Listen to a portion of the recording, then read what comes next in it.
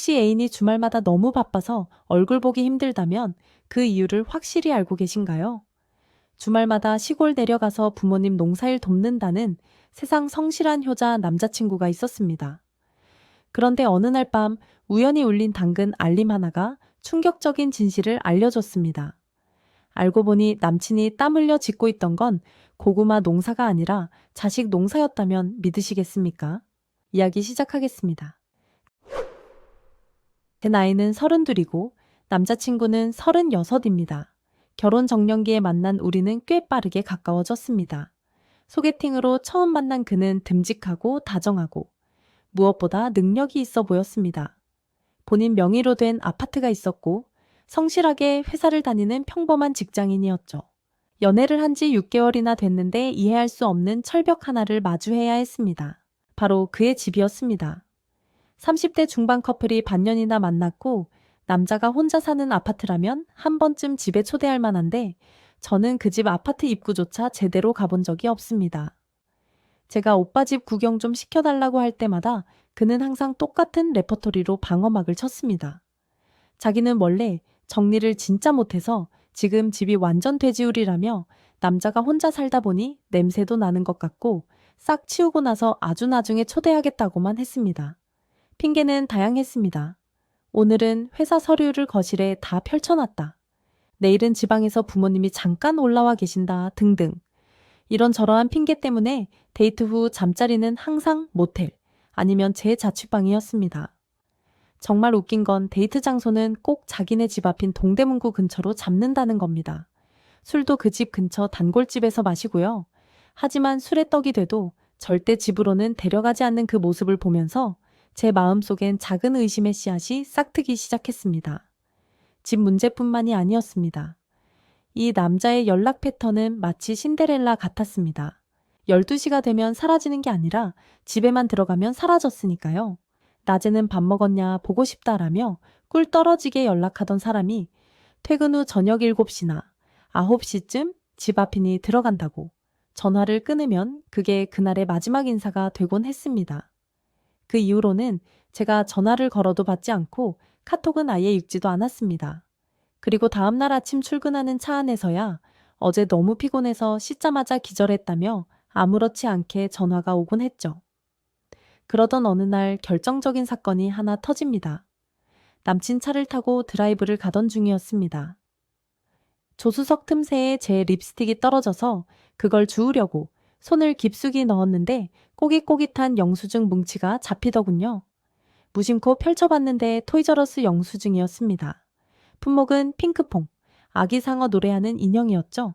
순간 제 심장이 쿵 하고 내려앉았습니다. 저는 목소리가 저절로 떨리더군요. 이게 뭐냐고, 혹시 오빠애 키우냐고 물었습니다. 그 순간 남친의 눈동자가 아주 미세하게 흔들리는 걸 저는 분명히 봤습니다. 하지만 그는 이내 너무나 태연하게 웃으며 대답하더군요.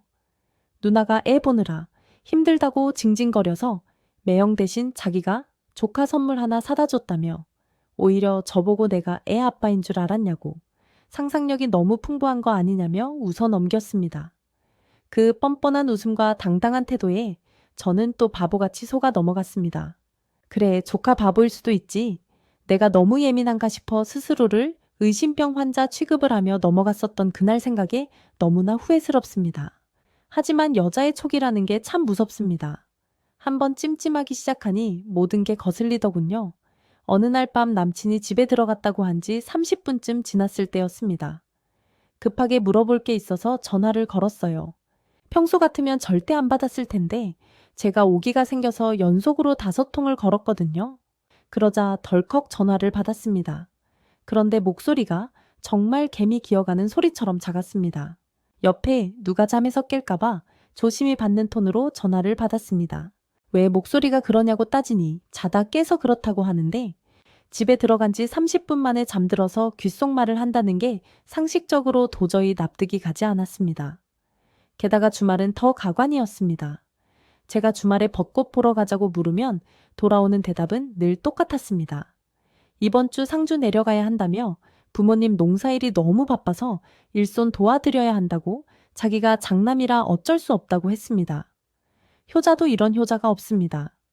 매주 주말마다 상주에 내려가서 농사를 짓는답니다. 평일엔 칼퇴하고 제 자취방에서 자고 가기도 하니 주말 부부는 아닌 것 같고 도대체 이 남자의 정체가 뭘까?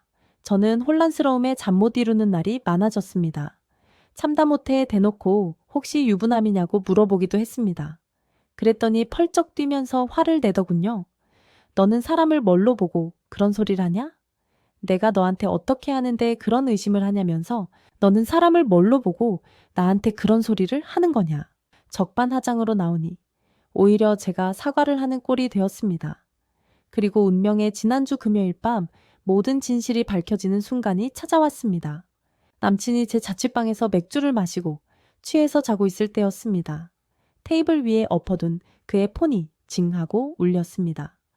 화면을 켜보니 당근하는 알림과 함께 혹시 내고 가능한지 쿨거래 원한다는 메시지가 와 있더군요.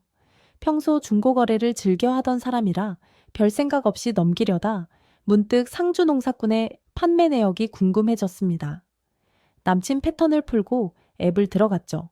그리고 판매 내역을 본 순간 저는 제 눈을 의심할 수밖에 없었습니다. 거래 완료된 뽀로로, 자전거와 인부복, 원피스 일괄 처분, 그리고 현재 판매 중인 거실용 알집 매트까지 머리가 띵했습니다. 36살 미혼 남자가 미혼복에 뽀로로까지 중고 거래를 한다는 게 믿기 어려웠습니다. 여기까지는 누나 거 대신 팔아준다고 생각해 믿어보려 했습니다. 그런데 판매 위치가 경북 상주가 아니라 남친이 산다는 바로 그 아파트 단지로 설정되어 있었습니다. 저는 손을 벌벌 떨면서 제 폰을 꺼내 판매 중인 알집 매트 게시글을 캡처하고 폰을 제자리에 뒀습니다. 이때부터는 슬픔보다는 오기가 생기더군요. 그래, 끝까지 가보자. 네가 이기나 내가 이기나 싶었습니다. 다음 날 아침 남친은 여느 때처럼 상주 내려가서 모심기 도와야 한다며 급하게 나갔습니다. 남친이 나가자마자 저는 친구 폰을 빌려 그 알집 매트 판매 글에 채팅을 걸었습니다. 지금 바로 거래 가능한지 제가 그쪽 아파트 정문 앞이라고 보냈죠. 그러자 마침 집에 있다며 지금 나가겠다는 답장이 바로 왔습니다. 상주에 있다던 사람이 집에 있다는 겁니다. 저는 친구와 함께 차를 타고 그 아파트로 향했습니다. 심장이 터질 것 같았지만 두 눈으로 확인해야만 했습니다. 약속 장소인 편의점 앞 멀리서 익숙한 패딩을 입은 남자가 커다란 매트를 낑낑대며 들고 나왔습니다. 제 남친이었습니다. 그런데 혼자가 아니었습니다. 그의 곁에는 킥보드를 탄 5살에서 6살쯤 되어 보이는 남자아이가 아빠 빨리 오라며 앞장서고 있었고 남친은 뛰지 말라고 넘어지면 다친다며 저한테는 한 번도 보여준 적 없는 너무나 인자하고 환한 아빠 미소를 짓고 있었습니다. 순간 다리에 힘이 풀렸지만 이를 악물었습니다. 친구가 거래하는 척 다가가서 매트 상태가 좋다며 아기 키우시냐고 말을 걸었습니다. 남친은 웃으며 아들 녀석이 하도 뛰어다녀서 샀는데 이젠 좀 커서 필요 없다고 대답하더군요. 그 순간 제가 차문을 열고 걸어 나갔습니다. 남친은 저를 보자마자 귀신이라도 본 사람처럼 얼굴이 하얗게 질리더니 들고 있던 매트를 잡은 채 아무 말도 못했습니다. 옆에 있던 아이가 아빠 누구냐고 묻자 남친은 식은땀을 줄줄 흘리며 제 눈치만 보더군요. 저는 아이에게 웃으면서 이모는 아빠가 물건을 잘못 팔아서 환불받으러 왔어. 잠깐만 기다려 줄래? 라고 말해줬습니다. 그리고 남친의 팔을 낚아채듯 잡고 아이에게 들리지 않게 아파트 공동현관 쪽으로 끌고 갔습니다. 남친은 그제야 정신이 들었는지 제 팔을 뿌리치며 여기서 이러지 말라고 잠깐 조용한 데 가서 이야기하자며 비굴하게 속삭였습니다. 그 뻔뻔한 태도를 보니 더 이상 참을 수가 없더군요. 그래서 큰 소리로 질러버렸습니다. 지금 당장 인터폰 눌러서 와이프 내려오라고 할까? 아니면 내가 동네방네 소리 지르면서 경찰을 부를까? 쪽팔리기 싫으면 가만히 있으라고 쏘아붙였습니다. 그리고 바로 휴대폰을 꺼내서 그와 찍었던 커플 사진들, 그리고 모텔 결제 내역들을 그 자리에서 남친 카톡으로 전송했습니다. 지금 보낸 거 수습할 시간 딱 10분 준다며 내 입으로 와이프한테 이실직고하고 싹 털어놓으라고 했습니다. 만약 10분 뒤에도 조용하면 이 사진들 출력해서 내 회사와 이 아파트 엘리베이터에 싹 다 도배하겠다. 자식한테 부끄러운 줄 알고 살라며 경고했습니다. 그는 사색이 되어 제발 한 번만 봐달라고 정말 실수였다고 매달렸지만 저는 더 들을 가치도 없어서 그를 밀쳐내고 뒤도 안 돌아보고 바로 차에 탔습니다. 그날 그렇게 헤어지고 저는 그놈의 10분이라는 시간을 믿지 않았습니다. 저렇게 거짓말에 능숙한 인간이 제 발로 아내에게 고백할 리가 없으니까요. 저는 집에 돌아오자마자 미리 찾아두었던 그의 인스타그램 비공개 계정의 팔로워 목록을 뒤졌습니다. 그의 팔로워 중 아이 사진을 프로필로 해둔 여성을 찾았고 역시나 그의 아내였습니다.